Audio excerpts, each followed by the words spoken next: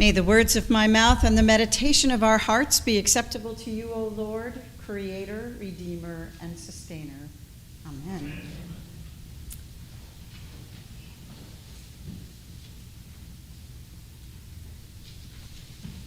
Today is traditionally called the Shepherd's Mass because you always hear about the shepherds on Sunday mornings.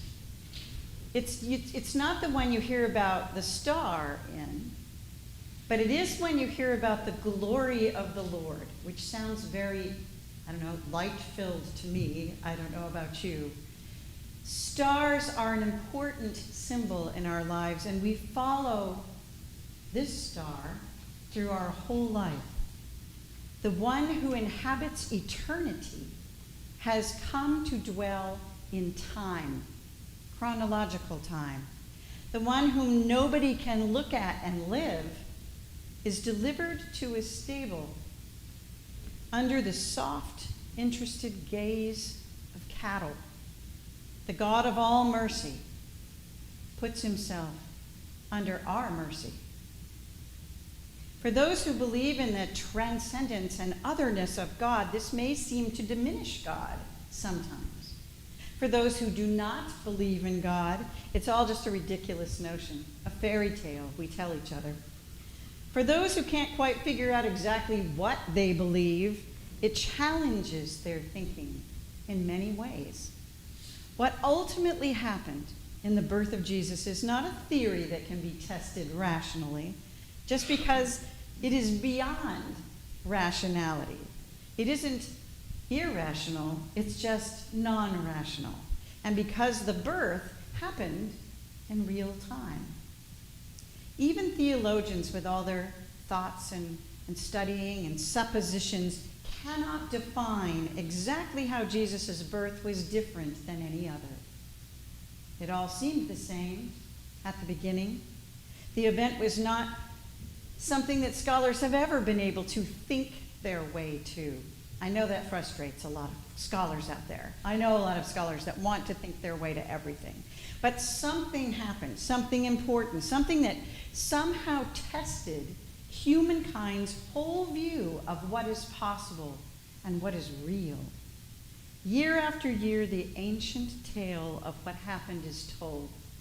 Raw, preposterous, joyful, holy, and year after year, the world stops to listen. It was a profoundly human event, this birth of a human being by whose unique living we measure our own living. This tiny human baby, and later the man he would become, has a face that, though none of us have seen it, we would all, in all likeliness, recognize somehow, because for 20 centuries it has been on the faces of the world, of the people of the world we have been most haunted by. We see Jesus' face not in people of power, but in the face of the poor, in the face of those who are told for whatever reason that they are somehow not enough, that they are not as important as other people. We see Jesus' light in the hope of a baby's eyes when we gaze into it, in the eyes of our dying loved ones, and in the looks of love we give and receive with each other. So how do we explain Jesus and his birth? Well, how do you explain the love that sometimes fills your heart to overflowing? It makes tears come out of your eyes unexpectedly because something so touches you. How do you explain that? How do you explain events that force us to care, even when we don't want to? Something happens in the world that just drives us to our knees. How do you explain that? Love, compassion, tenderness, mercy, they're not captured in logic. That is the hope of humankind.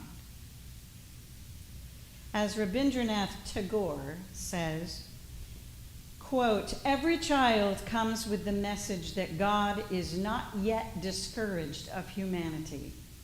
when we mirror God's light and life and love, the point is not for us to make Christians of other people or to change them, but to be Christians for other people and to love them. That is all. End quote. May we be Christ for those to whom Christ will send us this day and every day. Merry Christmas.